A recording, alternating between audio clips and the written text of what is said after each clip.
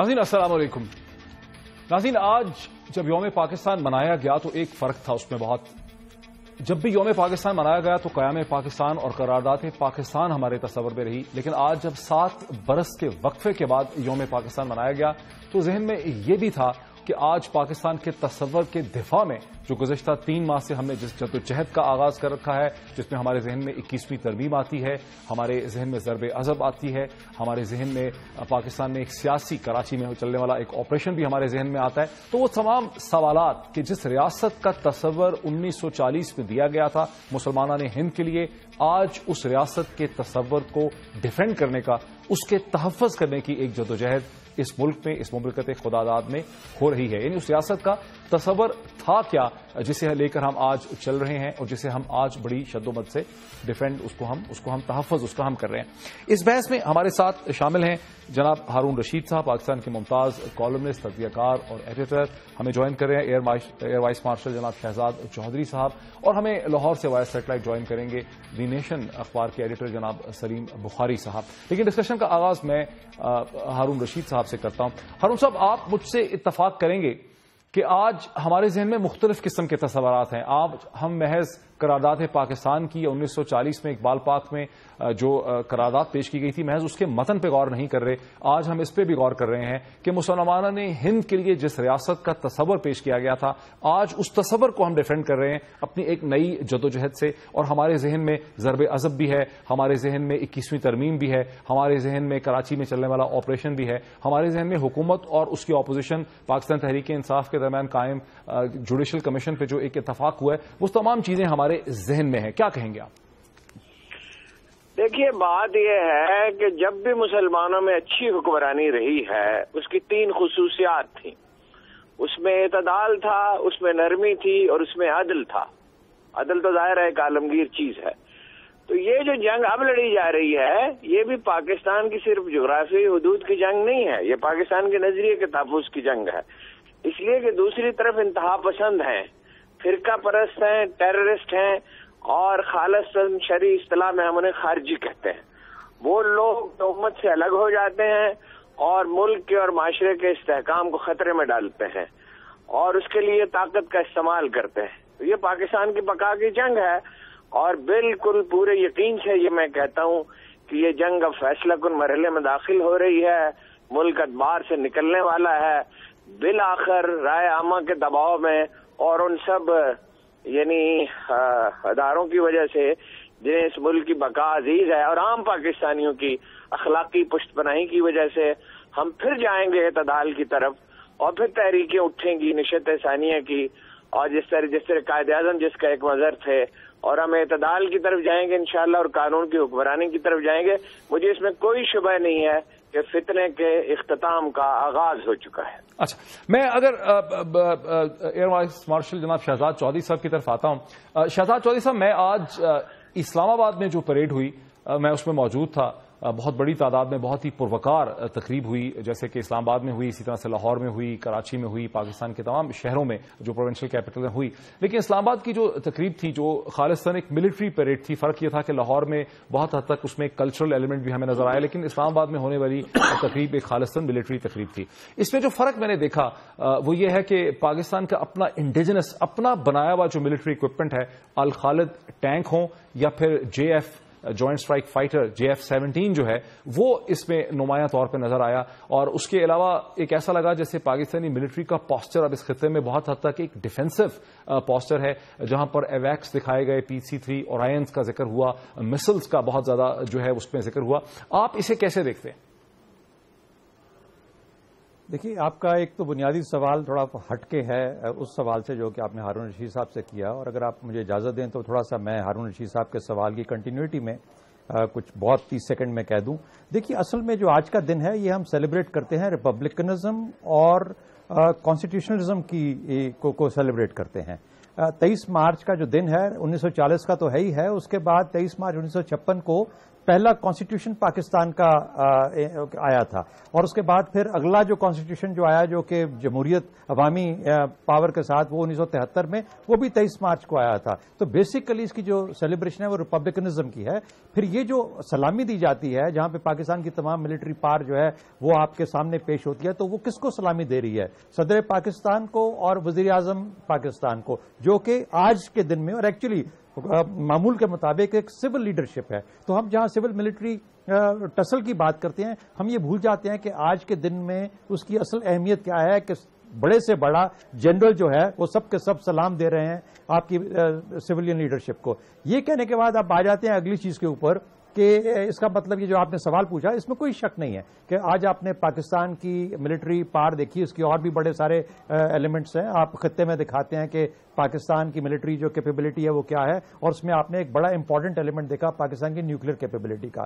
پاکستان کی nuclear capability اس حالت میں امپورٹنٹ ہو جاتی ہے جہاں پر کہ پاکستان کی جو عام فورسز ہیں یعنی کہ کنونشنل فورسز، وہ ریلیٹیولی اگر ان کو ہلکا سا کمزور دیکھا جاتا ہے تو جہاں پہ وہ کمزور ہیں مقابلتاً اپنی تھریٹس کے، تو اس مقابلے میں پھر آپ دیکھتے ہیں کہ پاکستان کی جو نیوکلیر پاور ہے وہ اس کے مقابلے میں اس کی برابری کرتی ہے اور ایک اسٹریٹجک بیلنس کریٹ ہوتا ہے vis-a-vis our perceived enemy. اب پرسیوڈ اینیمی وہ ہے جس کا آپ نے ذکر کیا اپنے پہلے سوال میں، جس کا ہارون رشید صاحب ذکر کر رہے تھے، جو آج کے دور کے اندر زیادہ ایک امیمنٹ تھریٹ ہے، یا وہ ہے جس کے لیے پاکستان کی کنونشنل فورسز ہمیشہ سے قائم رہی ہیں. یہ وہ سوال ہے جو کہ ڈیبیٹ ہوتا رہے گا ہمارے ہاں، اور شاید جب تک بھارت کے ساتھ تعلقات ٹھیک نہیں ہوتے یہ ریلیونٹ اور ویلڈ ڈیبیٹ بھی رہے گی. لیکن آج کا جو پیغام تھا وہ یہ تھا کہ یہ قوم متحد ہے، یہ قوم جو اس کا پہلا ہدف ہے، جو پہلا دشمن ہے، اس کے خلاف لڑنے کے لیے تیار ہے. اور سیلیبریشن ہے پچھلے 3-4 ماہ کی، جس کے اندر کہ اس قوم نے بہت کلیدی فیصلے کیے ہیں آگے بڑھنے کے لیے. جی بخاری صاحب، آپ نے کیا محسوس کیا؟ دیکھیے، پہلی بات یہ ہے کہ ہارون رشید صاحب نے جو 3 خوبیاں گنوائی تھی کسی بھی اچھی حکومت کی، وہ تو بالکل برحق ہیں، صحیح کہا انہوں نے. لیکن وہ کون سے دور میں ایسی حکومت تھی جس میں وہ تینوں خوبیاں تھیں، وہ ذرا مجھے بہت کم دکھائی دیتا ہے. اس لیے میں ایمانداری سے سمجھتا ہوں کہ آج جس دلدل میں ہم پھنسے ہوئے ہیں، یہ ہماری سکسیسو حکومتوں کی ناکامی اور ان کی بے عملی اور ان کی منافقت جو ہے اس کا نتیجہ ہے. اسی طرح سے آدھی سے زیادہ تاریخ ہماری فوجی ڈکٹیٹرز کے ساتھ رقم ہے، اس کے نتیجے میں بھی جو تباہی قوم کی ہوئی وہ بھی ہمارے سامنے ہے. تو میں تو نہیں سمجھتا کہ کوئی بہت اچھی گورننس کا ماڈل ہمارے پاس رہا ہے جس کے نتیجے میں ہمیں یہ توقع کرنی چاہیے تھی کہ اس سے بہتر قوم، اس سے بہتر معاشرہ ہمارے سامنے آتا. دوسری بات جو ہے وہ میں یہ عرض کرنا چاہتا ہوں کہ ہم آج جہاں کھڑے ہیں اس کے لیے یقیناً فیصلوں کی گھڑی ہے. اور یہ بات تھوڑی سی باعث اطمینان ہے کہ پچھلے چند مہینوں میں جو فیصلے ہوئے ہیں اس سے یہ لگتا ہے کہ شاید ہم کسی منزل کی طرف نکل پڑیں گے. لیکن آپ یہ دیکھیے، ایک چیز ہوتی ہے جس کو ساری دنیا ترستی ہے، اس کو کہتے ہیں اتفاق رائے. وہ اتفاق رائے جو ہمارے اندر پارلیمنٹ کے اندر موجود تمام جماعتوں نے کیا تھا، اس کا 2 گھنٹے کے بعد اس چھت کے نیچے سے نکلتے ہی کیا حشر ہوا وہ آپ کے سامنے ہے. تو یہاں جس ملک کی پولیٹیکل ایلیٹ اپنی کمٹمنٹ پر 2 گھنٹے کھڑی نہ ہو سکتی ہو، ان سے کیا توقع کی جا سکتی ہے؟ دوسری بات یہ کہ ہمارے اندر آپ یہ کیوں سمجھتے ہیں بخاری صاحب کہ جس کنسنسس کا اظہار کیا تھا وہ 2 گھنٹے نہیں چل سکا؟ آخر 21ویں ترمیم اور اس پہ ہونے والی بہت سی جو چیزیں ہیں اس پہ تو عمل درآمد ہو رہا ہے. ایک ٹف پالیسی بھی ہے، کراچی کا ایک آپریشن بھی چل رہا ہے، ایکسیکیوشن اور کیپٹل پنشمنٹ بھی چل رہی ہے. ہم کچھ نہ کچھ ریزلٹس تو مختلف چیزوں کے دیکھ رہے ہیں. میں آپ کی تھوڑی سی یاد اگر تازہ کر دوں، اگر آپ مجھے اجازت دیں. 21ویں ترمیم پاس کرنے کے بعد باہر نکل کے جو گیٹ کے ساتھ مائک لگا ہوا ہے، جہاں بیٹھ کے لوگوں نے، جہاں کھڑے ہو کے لوگوں نے اپنی ذاتی یعنی معافی الضمیر بیان کیا تھا، میں نے تو 2 گھنٹے بہت زیادہ وقت کہہ دیا، انہوں نے تو 15 منٹ نہیں لگایا اس کی بربادی کرتے ہوئے. سب نے کہا کہ ملٹری کورٹس بنے گی. آج مجھے بتائیں کہ کون سی جماعت اس کے اوپر قائم کھڑی ہے؟ کس نے اس میں کیڑے نہیں نکالے ہیں؟ کس کو یہ پتا نہیں تھا کہ ہمارا سویلین جوڈیشل سسٹم کلیپس کر چکا ہے؟ And greatest credit goes to Iftikhar Ahmed Chaudhry, جن کے جوڈیشل ایکٹیویزم کی وجہ سے آج ہماری عدلیہ کو جو گالی دی جاتی ہے وہ شرمندگی کا باعث ہے. لیکن اللہ کا شکر ہے کہ اب جو قیادت جوڈیشل فورمز پر بیٹھی ہوئی ہے اس سے یہ توقع ہے کہ شاید کچھ بہتری کی طرف ہم چل نکلیں گے. لیکن ہارون رشید صاحب آپ نے تو کہا تھا کہ فیصلہ کن گھڑی کی طرف ہم جا رہے ہیں، لیکن سلیم بخاری صاحب نے تو کہا کہ اس طرح سے ہو ہی نہیں سکا جس طرح سے کہ سوچا تھا. دیکھیے، پہلی تو میں یہ وضاحت کر دوں کہ میں نے پاکستان کی بات نہیں کی تھی، میں نے اپنی تاریخ کے سنہری ادوار کی بات کی، اور ساتھ یہ کہا حکمرانی رہی ہے. دوسری بات یہ ہے کہ اس سے فرق نہیں پڑتا، ایک حد تک پڑتا بھی ہے، لیکن بنیادی فرق واقع نہیں ہوتا کہ اگر کوئی سیاسی لیڈر غیر ذمہ دار، مفاد پرست، ابن الوقت سیاسی لیڈر نیشنل کنسنسس کو توڑنے کی کوشش کرتے ہیں، وہ توڑ نہیں سکتے اسے، اس لیے کہ رائے عامہ کی پوری پشت بنائی ہے. اس وقت پالیسی انیشیٹو اگر ملٹری لیڈرشپ کے پاس ہے اور سویلین لیڈرشپ کو اس کے ساتھ چلنا پڑ رہا ہے، اور میرا خیال ہے کہ تقریباً خوش دلی سے ہی چل رہی ہے، تو اس کی وجہ یہ ہے کہ رائے عامہ کی پشت پناہی اسے حاصل ہے. ٹیررزم کے خلاف بھی، فرقہ واریت کے خلاف بھی، کراچی میں جو تشدد ہے اس کے خلاف بھی، اور اس میں اب کوئی ڈاؤٹ نہیں ہونا چاہیے. دیکھیے، اب بھی بعض ذہنوں میں شکوک و شبہات ہیں، جیسے بخاری صاحب نے ظاہر کیا، تو اس کی وجوہات ہیں، اس کی وجوہات ہماری تاریخ میں ہیں. بار بار ملٹری لیڈرشپ نے، سویلین لیڈرشپ نے انتہا پسندوں سے مفاہمت کی ہے. نواز شریف صاحب مذاکرات کی بات کرتے رہے ہیں، عمران خان کرتے رہے ہیں، مولانا فضل الرحمان اور جمال اسلامی تو کرتے ہی رہے ہیں. ظاہر ہے اس کے شکوک و شبہات ابھی جلد ختم نہیں ہوں گے، لیکن میرا خیال ہے اگلے 2 ہفتے میں بڑے واقعات ہوں گے اور لوگوں کو رفتہ رفتہ یقین آنے لگے گا 5 ہفتے میں، 6 ہفتے میں، 7 ہفتے میں کہ چیزیں رائٹ ڈائریکشن میں. ایک بریک لیتے ہیں ہارون صاحب، میرے ساتھ رہیے، ایک بریک لیتے ہیں اور بریک کے بعد آج یوم پاکستان کے حوالے سے جو بحث ہم نے چھیڑی ہے اسے ہم جاری رکھتے ہیں آفٹر دا بریک.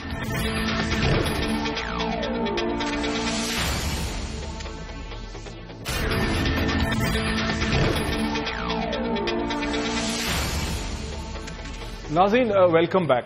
ناظرین، ایک بہت بڑا سوال جسے ہمیں شروع میں اٹھانا چاہیے تھا لیکن ابھی بھی ہم اسے اٹھا سکتے ہیں، وہ یہ ہے کہ 7 برس پہلے جب اس کا سلسلہ روک دیا گیا تھا، یوم پاکستان کی تقاریب کو اتنے وسیع پیمانے پہ کرنے کا اور ملٹری پیریڈز کا جب سلسلہ روک دیا گیا، اور آج 7 برس کے بعد ہم نے دیکھا کہ اسلام آباد میں ملٹری پیریڈ ہوتی ہے، لاہور میں ایک کلچرل اور ایک ثقافتی بھی پریڈ ہوتی ہے، کراچی میں بھی تقاریب ہوتی ہیں، پشاور میں بھی ہوتی ہیں، کوئٹہ میں بھی ہوتی ہیں.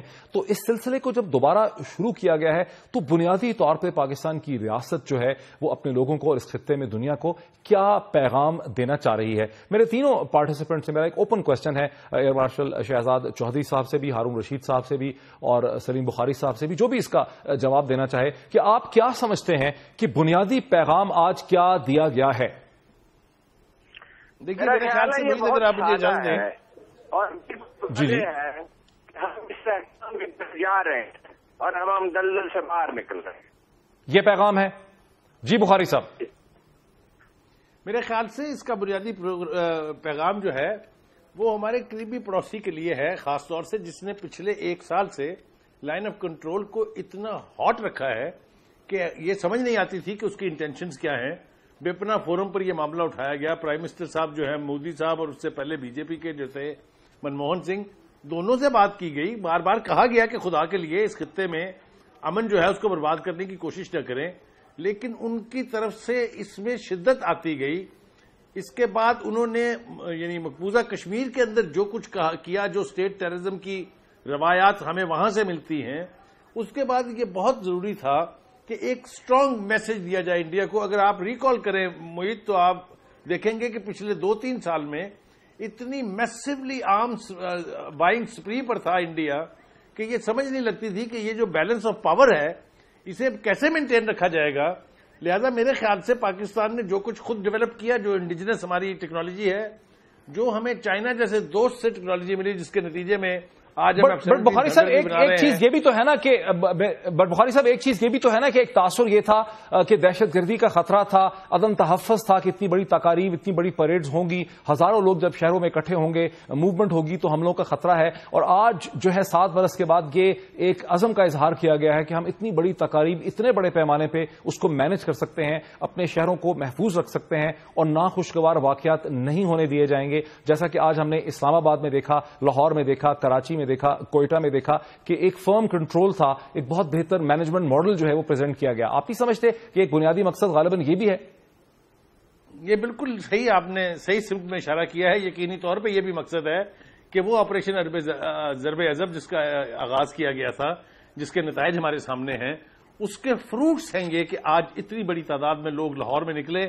سیکورٹی کے انتظامات اسلام آباد میں تو بہت زیادہ تھے، لیکن لاہور میں تو بہت ہی معمولی سی سیکورٹی کے باوجود اتنے لوگوں کا باہر ابل کے آ جانا اور اتنا میسو رسپانس اس پریڈ کو دینا، یہ میں سمجھتا ہوں یقینی طور پر پاکستان کی مسلح افواج اور پاکستان کی موجودہ حکومت دونوں کو اس کا کریڈٹ ضرور جاتا ہے، لیکن ایکسٹینسو کریڈٹ جو ہے وہ فوج کو دیا جانا چاہیے، جس نے حالات کو اس نہج پہ پہنچا دیا ہے کہ آج ہم اپنے آپ کو کم غیر محفوظ سمجھتے ہیں.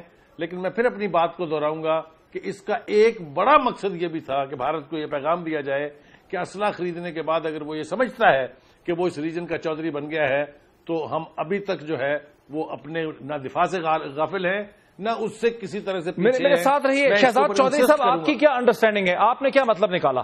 آپ کیا سمجھتے ہیں سینٹرل تھیم کیا ہے؟ جی میں سمجھتا ہوں کہ 2008 میں جب آخری پریڈ ہوئی تو اس وقت یاد رکھیں کہ ڈیموکریسی پریزیڈنٹ مشرف کی وہ آخری پریڈ تھی اور نئی حکومت پاکستان پیپلز پارٹی کی آ چکی تھی. اچھا، اب وہ اس وقت تو وہ پریڈ ہو گئی، لیکن 2009 میں جب یہ موقع آیا تو اس وقت پاکستان پیپلز پارٹی اور غالباً اس وقت کی جو ملٹری جو لیڈرشپ تھی ان کے درمیان یہ فیصلہ طے پایا کہ شاید اس قسم کی چیز کی ضرورت نہیں ہے، کیونکہ ایک تو سیکیورٹی کے معاملات کچھ تھوڑے سے عجیب ہیں. یاد رکھیں سبات کا آپریشن ہونے جا رہا تھا اور اس کے بعد بلکہ اپریل میں اس کو لانچ کیا گیا سبات والے آپریشن کو، اور اس کے بعد پھر یہ کچھ اس کے اخراجات کی نوعیت اس قسم کی تھی کہ خیال کیا گیا کہ یہ اتنا پیسہ اس پہ لگ جاتا ہے اور سیکیورٹی کے معاملات اس وقت مناسب نہیں ہے. Having said that, let me suggest to you کہ آپ نے جو شروع میں بیان کیا کہ پاکستان کے کچھ پچھلے ریسنٹ کانٹیکسٹ کے اندر یہ خیال کیا جا رہا تھا کہ پاکستان پہ شاید اس قدر پریشر ہے دہشت گردی کا کہ پاکستان اب اپنی پریڈ بھی ہولڈ نہیں کر سکتا. پھر یاد رکھیں کہ ابھی ریسنٹلی انڈیا نے ایک بڑی کامیاب اپنی، حالانکہ وہ ہر 26 جنوری کو کرتے ہیں، لیکن یہ خصوصی طور پر اس لیے کامیاب تھی کہ انہوں نے پریزیڈنٹ اوباما کو وہاں پہ لا کے بٹھایا ایز اے گیسٹ اور پھر اس کے سامنے یہ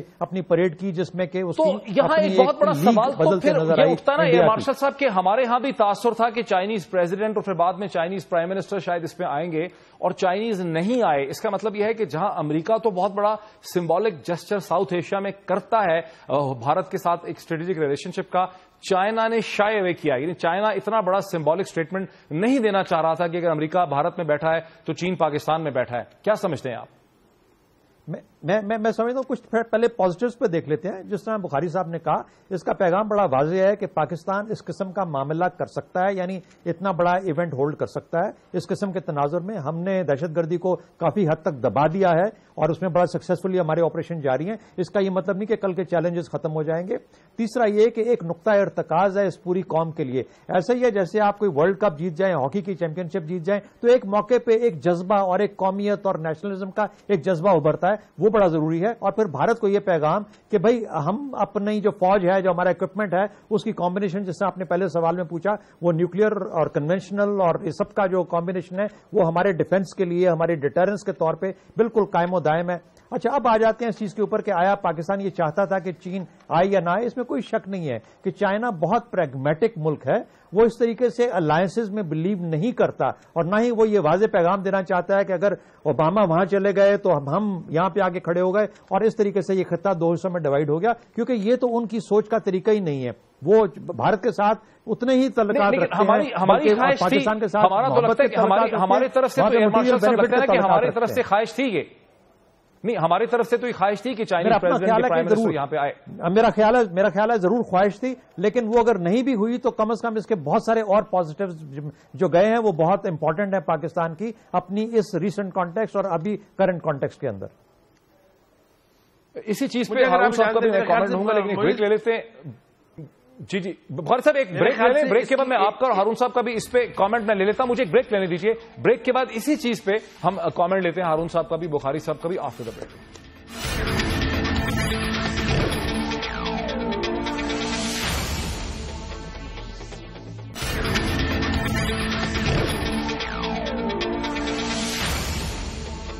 ناظرین ویلکم بیک. وقفے سے پہلے بات یہاں تک پہنچی کہ جہاں آج یوم پاکستان پہ بہت ہی پروکار تقاریب ہوئی اور بہت بہتر مینجمنٹ ماڈل تھا اور ایک بہت تحفظ دیا گیا، ایک بہت سینس آف سیکیورٹی تھی کہ ہم اس قسم کی بڑی تقاریب شہروں میں کر سکتے ہیں اور معاملات کو، کوئی ناخوشگوار واقعات کو ہم ہونے سے روک سکتے ہیں۔ وہاں ایک امید یہ بھی تھی کہ اس میں چائنیز پریزیڈنٹ یا پرائم منسٹر جو ہے وہ پارٹیسپیٹ کرے گا، اور ایسا نہیں ہوا۔ اور وقفے سے پہلے اس پہ بخاری صاحب بھی کامنٹ کرنا چاہ رہے تھے اور ہارون رشید صاحب بھی۔ جی بخاری صاحب۔ جی میرا کامنٹ تو یہ ہے کہ جہاں تک چائنیز لیڈرشپ کا تعلق ہے، میرے خیال سے اس کے بارے میں کوئی اسپرشن کاسٹ کرنے کی ضرورت اس لیے نہیں ہے کہ میں چونکہ کوئی 10-15 دفعہ جا چکا ہوں چائنا، مجھے چائنا کی لیڈرشپ کا بڑا ریسنٹلی تجربہ بھی ہے کہ کتنا انتھوزیازم ہے پاکستان کے بارے میں۔ چائنا کو آپ جتنا مرضی پریگمیٹک کہہ لیں، لیکن اس کے باوجود میرے خیال سے پاکستان سے اس کی دوستی نہ کوئی ڈھکی چھپی ہے، نہ اس کے بارے میں کوئی ابہام ہے۔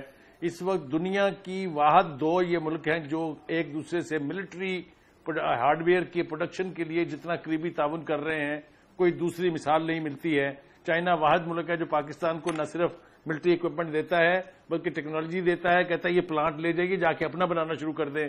آپ شروع ہو جائیے کہ کامرا ری بلڈ فیکٹری سے، اس کے بعد آپ تھنڈر F-17 پہ آ جائیے، اس کے بعد آپ نیوکلیر سب مرین، ہم نے ان سے 3 مانگی، ایک انہوں نے دی، دوسری انہوں نے کہا ہم بنا رہے ہیں، تیسری یہ لے جائیں سب کچھ اور اپنی خود بنا لیں۔ یہ اس قسم کے تعلقات کے بارے میں یہ کہنا کہ چائنا پاکستان کے حوالے سے بھی پریگمیٹک ہے، میرے خیال سے تھوڑی سی زیادتی ہے۔ ایک اینی گیون وقت میں کم از کم درجن ملٹری ڈیلیگیشن چائنا میں ہوتے ہیں پاکستان کے، اور درجن کے قریب ہی چائنا کے پاکستان میں ہوتے ہیں، ایک دوسرے کے ساتھ ٹریننگ، بہت آگے جا رہے ہیں وہ میرے خیال سے چائنا کے بارے میں۔ ہمارا بخاری صاحب شہزاد صاحب کا جب پریگمیٹک کہنے کا مقصد تھا یا میرا سوال اٹھانے کا مقصد تھا، پاکستان اور چین کے درمیان جو سبسٹینٹو ریلیشن شپ ہے اسے تو کوئی ڈینائی نہیں کر رہا جب ہم نیوکلیر ریلیشن شپ کو دیکھتے ہیں، جب ہم جوائنٹ اسٹرائک فائٹر JF-17 کو دیکھتے ہیں، لیکن جو سمبولک اسٹیٹمنٹ امریکہ کے صدر نے بھارت میں آ کے کی ہے وہاں کے ریپبلک ڈے میں، اس قسم کا سمبولک جسچر چائنیز لیڈرشپ نے کرنے سے گریز کیا۔ میرا خیال ہے اس چیز کے اوپر شہزاد چودھری صاحب یہ کہہ رہے تھے موہد، اگر یہ کہنے کی بجائے کہ وہ چائنیز لیڈرشپ نے گریز کیا، there could be a possibility کہ کچھ سیکیورٹی سیف گارڈز ایسے یا کچھ تحفظات ریزرویشنز ایسی تھی جس پر ہم نے خود کہا ہو کہ ابھی نہ، یہ دیکھیے ہم نے تو قطر کے امیر کو بھی اسی مقصد کے لیے بلایا تھا، اگر آپ کو یاد نہیں ہے تو میں بتا دیتا ہوں آپ کو، ان کو بھی گیسٹ ہونا تھا آج کی پریڈ میں، لیکن اس کو ڈیلے کیا گیا۔ There could be some security concern جس کی وجہ سے یہ نہ ہوا ہو، لیکن آپ دیکھیے گا کہ بہت جلدی اناؤنس ہونے والا ہے کہ چائنا کا پرائم منسٹر لے کے آنے دیں۔ اچھا ہارون رشید صاحب، ایک بہت امپورٹنٹ ایک اسی حوالے سے، یوم پاکستان کے حوالے سے، کہ جب بھارت میں پاکستان کے ہائی کمشنر کے وہاں تقریب ہوئی تو اس میں حریت کے کشمیری لیڈران جو ہیں انہوں نے بھی شرکت کی، اور پاکستان کے ہائی کمشنر جناب عبدالباسط صاحب نے میڈیا سے بات کرتے ہوئے کہا کہ ہندوستان کی حکومت کو اس پہ کوئی اعتراض نہیں تھا۔ تاہم بعد میں ہندوستان کے اسپوکس پرسن نے یہ کہا، اور نریندر مودی نے پیغام بھی دیا، انہوں نے ٹویٹ کیا، انہوں نے وزیر اعظم پاکستان کو پیغام بھی دیا، جس پہ یہ کہا گیا کہ پاکستان کے ساتھ ڈائریکٹ جو ہے بائیلیٹرل بات چیت ہو سکتی ہے، سملا معاہدے کے تحت ہو سکتی ہے، اسپوکس پرسن کا کہنا تھا، اور لاہور ڈیکلریشن جو تھا واجپئی صاحب کے ساتھ جو نواز شریف صاحب نے کیا 1998 میں، اس کے 99 میں، اس کے حوالے سے ہو سکتی ہے، لیکن یہ کہا کہ اس میں کوئی تھرڈ پارٹی یعنی کشمیری نہیں ہو سکتے۔ اس قسم کی جو بات چیت اور جسٹر آج ہے، ہارون صاحب آپ اس کو کیسے دیکھتے ہیں؟ دیکھیے یہ تو مکانہ بات ہے، یعنی کشمیریوں کے مستقبل کا مسئلہ ہے اور ان سے بات نہیں ہو سکتی، یہ کیا بات ہے؟ اس پہ کیا تبصرہ کیا جائے؟ یعنی 1 کروڑ انسان، یہ کون سا اصول ہے جو انہیں بتاتا ہے کہ وہ اپنے مستقبل کا فیصلہ نہیں کر سکتے؟ اس پہ زیادہ تبصرہ کرنے کی ضرورت نہیں ہے۔ دیکھیے انڈیا کی لیڈرشپ نے ڈے 1 سے یہ تاثر قائم رکھا ہے کہ پاکستان ختم ہو سکتا ہے، اسے ختم کیا جا سکتا ہے۔ اکھنڈ بھارت کا ایک نظریہ ہے جس اس کی لیڈرشپ جسے پریچ کرتی ہے، انتہا پسندی کا ایک مسلسل سلسلہ ان کے میڈیا میں، ان کے مصنفین میں، ان میں اسکالرز میں، ان کے سو کالڈ انٹلیکچوئلز میں، اس کو ہمیں اسی تناظر میں دیکھنا چاہیے۔ لیکن پاکستان اس پہ واضح ہے، ہم پر مشکل وقت آیا ہے، ہم اس میں سے گزر رہے ہیں، کشمیریوں پہ مشکل وقت آیا، ہم اس میں سے گزر رہے ہیں، لیکن مسلم بر صغیر کبھی انڈیا کے سامنے نہیں جھکے گا، یہ بالکل واضح ہے، وہ اپنی آزادی برقرار رکھے گا۔ جی شہزاد چودھری صاحب، جو ہارون صاحب کہہ رہے ہیں، آپ کیسے دیکھتے ہیں جو انڈیا کا جسچر تھا آج کہ کشمیری حریت پہ تو ان کو اعتراض نہیں ہے ملاقاتوں پہ، جس پہ پہلے انہوں نے اعتراض کیا تھا، فارن سیکرٹری کی جو وزٹ تھا اس کو کینسل کر دیا، لیکن ان کا یہ کہنا ہے کہ بائیلیٹرل بات ہو سکتی ہے، کشمیری اس کا حصہ نہیں ہو سکتے؟ نہیں، یہ میرے حال میں مکمل طور پر غلط ہے۔ اگر کشمیریوں کے بارے میں فیصلہ ہے تو پاکستان اور بھارت دونوں کو اپنی پوزیشن کو تبدیل کرنا پڑے گا اور کشمیریوں کو فیکٹر ان کرنا پڑے گا. بے شک کہ جو یو این او کی ریزولوشنز ہیں وہ یہ کہتی ہیں کہ یہ انڈیا اور پاکستان کا بائیلیٹرل مسئلہ ہے. میرا خیال ہے کہ اس کی نوعیت بھی اور حیت بھی اب کافی بدل چکی ہے. اب کشمیری ایک ریلیونٹ پارٹنر ہے اس پروسیس کے, اور جب تک ایک ریلیونٹ پروسیس کو آپ پاکستان بات نہیں کرے گا, بھارت کو خود بھی چاہیے کہ ان سے اس مسئلے پہ بات کرے, ان کے ساتھ معاملات کرے, پاکستان بھی ان کے ساتھ بات چیت کرے, تاکہ جب یہ فریق بیٹھے آپس میں تو ان کا نقطہ نظر اور ان کا پوائنٹ آف ویو بیچ میں لے کے آئیں, تاکہ ان کے لیے ان کی ایسپریشنز کے مطابق فیصلہ کیا جائے. یہ نہ ہو کہ ہم کوئی فیصلہ امپوز کر رہے ہوں. آج دنیا میں فیصلے امپوز کرنے کا وقت نہیں ہے اور نہ ہی وہ پائیدار ہوتے ہیں. اس لیے میرا خیال ہے کہ مکمل طور پر یہ احمقانہ اور جاہلانہ قسم کا رویہ ہے جو کہ بھارت نے کشمیر کے معاملے میں اپنایا ہوا ہے. یہ تو معاملہ میں تو کہتا ہوں کہ دونوں کو ایکچولی اپنے آپ کو بدلنے کی ضرورت ہے. پاکستان تو پہلے ہی بدل رہا ہے, انڈیا کو بھی بدلنے کی ضرورت ہے. چھوٹا سا ایک فقرہ کہہ دوں اپنا سلیم بخاری صاحب کی بات میں جو چین کے بارے میں, دیکھیے چین اور پاکستان کے تعلقات کی بحث نہیں ہے. بحث یہ ہے کہ کیا چین اپنے جو مفادات باقی ممالک کے ساتھ ہیں, اس خطے کے ساتھ ہیں, کیا ان کو پاکستان کے لیے قربان کرے گا کہ نہیں کرے گا؟ میرا خیال ہے کبھی بھی نہیں کرے گا, اور یہ بڑا واضح ہونا چاہیے. چین ایک واحد انڈیپینڈنٹ سوورن ملک ہے, وہ پاکستان کے لیے کبھی اپنے مفادات کو ختم نہیں کرے گا. پاکستان کو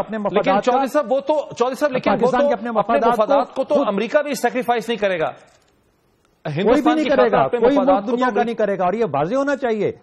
پاکستان نے 2 جنگیں لڑی, بڑی جنگیں لڑی ہیں انڈیا کے ساتھ. کوئی نہ امریکہ آیا بیچ میں لڑنے کے لیے, نہ چین کبھی آیا لڑنے کے لیے. لیکن جو ریلیشن شپ ہے, جو اسٹرینتھ ہے, وہ میوچلی بینیفیشل ہے. یہ یاد رکھیں, یونیلیٹرلی بینیفیشل نہیں ہے, میرے خیال سے بینیفیشل ہے. تھوڑی سی ہسٹوریکل ایرر اگر مجھے آپ کریکٹ کرنے دیں. میں آپ کو ایمانداری سے یہ کہتا ہوں, میں کنوکشن کے ساتھ یہ مانتا ہوں کہ 1965 میں اگر چائنا ریڈی نہ ہوتا اس ریزولوشن کو ویٹو کرنے کے لیے تو ایسٹ پاکستان کا بھی قضیہ جو ہے وہ پاک کر دیتے. تو یہ کہنا کہ وہ وہاں مفادات دیکھے گا, اس حوالے سے میں اس کو نہیں مانتا ہوں. وہ اگر تجارت کر رہے ہیں بھارت کے ساتھ تو اس کا یہ مطلب نہیں ہے کہ پاکستان کے ساتھ دشمنی کر لے گا. دیکھیے چین جو ہے سلیم بخاری صاحب, آج دن چین اور پاکستان کے تعلقات کی بحث کا نہیں ہے, نہ میں اس کے اوپر اور بات کرنا چاہتا ہوں. یہ آج کا دن اس معاملے کے لیے بالکل مناسب نہیں ہے, اس کو کسی اور دن کے لیے اٹھا رکھیے. لیکن میں آپ کا جو پوائنٹ آف ویو ہے وہ میں سمجھتا ہوں, سن چکا ہوں. لیکن میں آپ کو یہ کہنا چاہتا ہوں کہ میرا خیال ہے کہ ہمیں ایک اپنے اندر بھی ریئلزم اور پریگمیٹزم اور پریکٹیکلٹی لانی چاہیے اپنی سوچ کے بارے میں. چین پاکستان کا دوست ضرور ہے کہ یہ ایشو میں لے کے نہیں آیا تھا, یہ بحث آپ نے چھیڑی تھی. دوسری بات یہ ہے کہ جہاں تک دن کی نوعیت کا تعلق ہے, یس ہم نے تو بات ہی یہاں سے شروع کی تھی کہ آج کی یہ پریڈ جو ہے یہ ان لوگوں کے لیے میسج ہے جو یہ کہتے تھے کہ اگر ان کو ہاتھ لگایا تو خون کی ندیاں پاکستان کے ہر شہر, ہر گلی, ہر محلے میں جو ہے وہ دوڑنے لگیں گی, اور جو قتل و غارت ہوگی, ایک سول وار ہو جائے گی, ایک کیوس ہو جائے گا. وہ سب کچھ نہیں ہوا ہے. اور آج کی یہ بخاری صاحب بہت شکریہ. وقت ہمارا بریک سے پہلے ایک بریک لے لیں. بخاری صاحب ایک بریک لے لیں, میرے ساتھ رہیے, اور بریک کے بعد اب آتے ہیں تو پھر واپس آتے ہیں ملک کی سیاست کی طرف, جہاں گزشتہ 3 مہینے کی ہم پرفارمنس دیکھتے ہیں. وہاں اب حکومت اور پاکستان تحریک انصاف کے درمیان ایک جوڈیشل کمیشن کی بات چیت لگتا ہے کہ بالکل طے پا چکی ہے. اس کے ٹرمز اور ریفرنس ابھی سامنے آنے ہیں. یہ کس قسم کا کمپرومائز ہے اور کس قسم کے حالات میں ہو رہا ہے, اس کی کیا اہمیت ہے, اس پہ بڑا بریف کامنٹ کریں گے آفٹر دا بریک.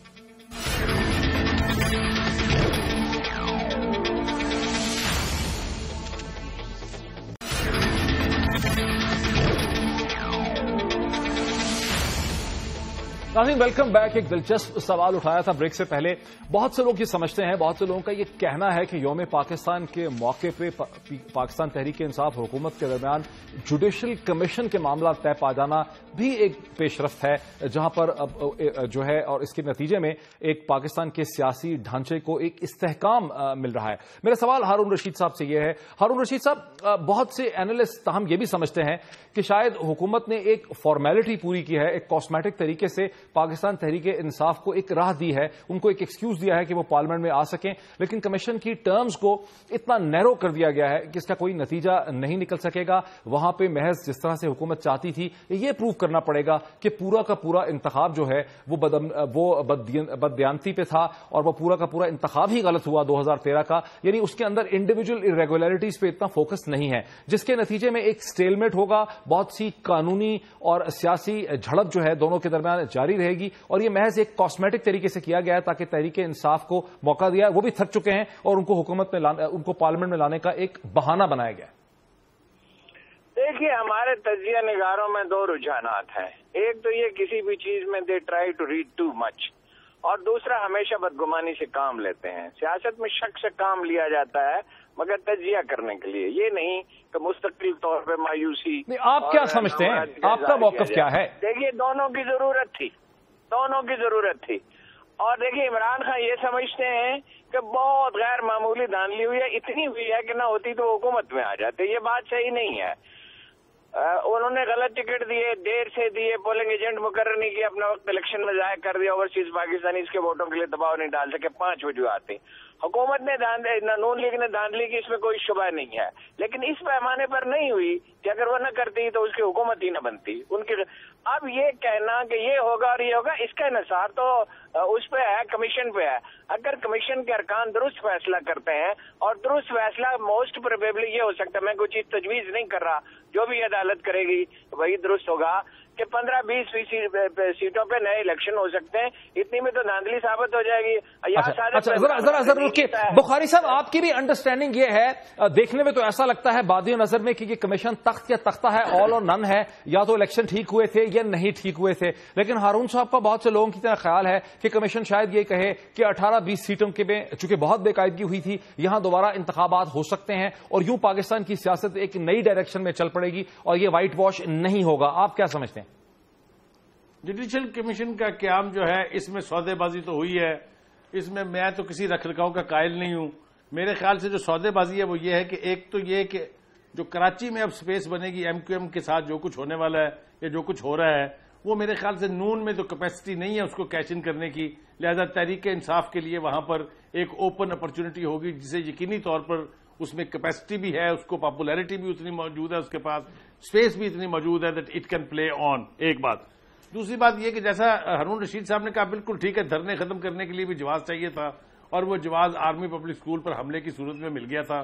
اسی طرح سے یہ جوڈیشل کمیشن کی جو ضد تھی، جس طرح کا جوڈیشل کمیشن وہ کہنا چاہ رہے تھے یا بنوانا چاہ رہے تھے، اگر اس کے مقابلے میں کیا بنا ہے، اس کو آپ ڈیپلی ذرا کمپیئر کر لیں تو آپ کو پتا چل جائے گا کہ کس نے کہاں کہاں گیون کیا ہے.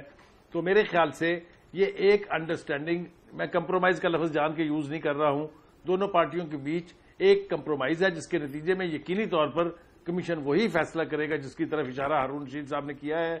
اور یہ لے دے کے ایٹ بیسٹ سے آپ کہہ سکیں گے کہ یہ بھی ایک طرح سے مکاؤ کی سیاست تھی. شہزاد چودھری صاحب، کیا کراچی کے بدلتے ہوئے حالات اور وہاں ہونے والا آپریشن اور حکومت اور ایم کیو ایم کے درمیان بڑھتے ہوئے جو ایک مطلب شگاف ہے، اس کی وجہ سے یہ جوڈیشل کمیشن ممکن ہوا ہے، کوئی اس کا رزلٹ بھی نکل پائے گا؟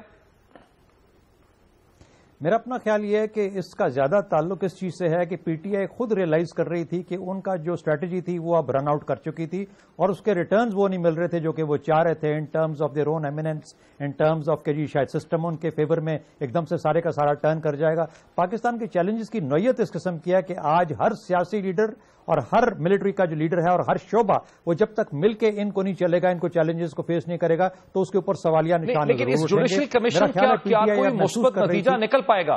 بات میں کرنا چاہتا ہوں مہید صاحب. نہیں دیکھیے، مثبت نتیجہ تو سب سے پہلے جو انہوں نے فرمایا، میں ایگری کرتا ہوں دونوں ساتھیوں سے کہ یہی نکلے گا. زرداری صاحب نے اس بات کو، میں بات مکمل کر لوں؟ جی پلیز.